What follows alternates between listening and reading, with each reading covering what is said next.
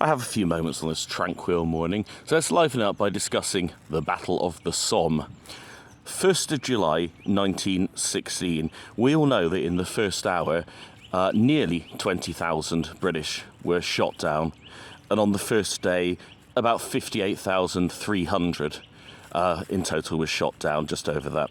A third of them were laying dead on the field. Obviously, afterwards, some were able to return as casualties, and indeed some returned to the battle.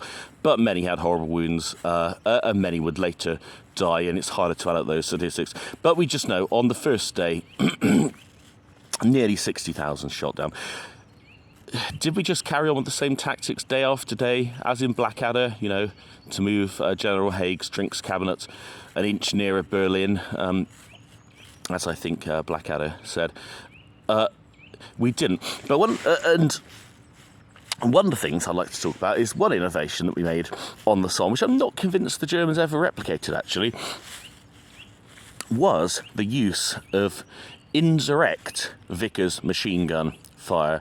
So the Vickers machine gun, I guess you call it a medium or a heavy machine gun. One of the problems we had on the Somme is that the majority of the guns had over 1,000 guns, but many of them were these 18-pounder field guns that have a fairly short range, a few thousand yards maybe, but you don't station them in the front line because it's very hard to get them there, and also there's a danger that they can be nicked if there's counter-attack. And so you kind of station them behind the lines. So you're already using up a certain amount of your distance, your range on them, before you even get over your own lines when you fire them.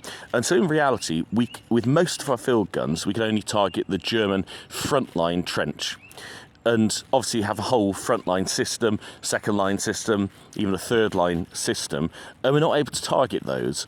But one of the things that we innovated as the month sort of rumbled on through the Somme and the battle continued to grind on with endless attrition, by August, certainly, one of the things they're doing was indirect Vickers machine gun fire. So a Vickers machine gun, it has an effective direct fire range of something like 2,000 yards. So you can fire it directly and beat down a zone 2,000 yards away totally directly. And you can enfilade with that, as the Germans effectively did on that first day. One of the things we decided to use, though, we realised actually you can use them as an indirect fire weapon. So you can aim the things up in the sky from your lines, and you can rain down a torrent, a downpour, a monsoon of lead on your enemy up to about 4,500 yards. So this is one way you can get your machine guns quite far forward relatively easily. A machine gun company is usually between 6 to 8 men, ideally it is. One to operate the gun, one to feed the ammo, and the rest to carry spare ammo and also replacement barrels. And so this was an innovation. We started to have machine gun companies of... I read about one in August that had actually 10 machine guns, and they were just told, there's a hill, 4,000 yards away on the Somme. We're going to exclude that to the enemy today. They are not going to be allowed to use that hill whatsoever to bring up any reinforcements or any more ammunition or anything forward. You are going to beat that zone down. And so what they did, they just stationed 6 Vickers machine guns and fired them indirectly as an indirect fire, a plummeting fire weapon. And they're coming down on this hill, and they fired relentlessly, apparently for 12 hours. They got through 100 barrels. So by my reckoning, a Vickers machine gun barrel, because apparently they were just basically continuously firing them, it seems it can last up to 10 hours. It can last up to 1 hour, one barrel, by my maths roughly, which is quite remarkable really, considering an MG42 that the Germans were using on D-Day, for example. You're changing those things every few minutes, almost 5 or 10 minutes. You're having to change the barrel on those. One of the reasons is you have the massive water jacket on the Vickers machine gun. One of the things they did have to do, they had to keep carrying up more water because so much of it was being turned into steam. How much energy does it have? If a machine gun bullet kind of falls out the sky on you at 4,500 yards away, is it going to kill you, or is it just going to kind of like bounce off you? Did a bit of math. It has about 30 joules of energy at that point. And to put that in perspective, a little BB gun, as you may have seen me shoot lower dolls with, a pistol has 3 joules of energy, and it goes about 100 metres per second, and it's not going to kill you if you're wearing clothes, but if it hits your skin, it will penetrate.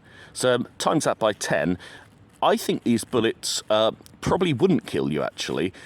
Not normally, but I think they would certainly stop you going near them, and they would certainly penetrate to some degree. But I don't think they cut you in half in the same way a Vickers at indirect fire would.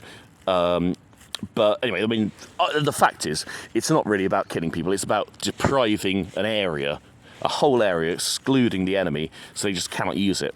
So if you're taking a frontline trench system and you can rain fiery lead down on the area behind it, you can quite clearly see it's a cheap way, an easy way, much easier to get the guns forward. As we said, again, if you've already got, you know, a honeycomb landscape, you know, pockmarked with shell holes, it takes time to bring up the heavy guns. You need to perhaps build some roads, fill in craters, use animals and so on to bring up these guns and all the heavy ammo.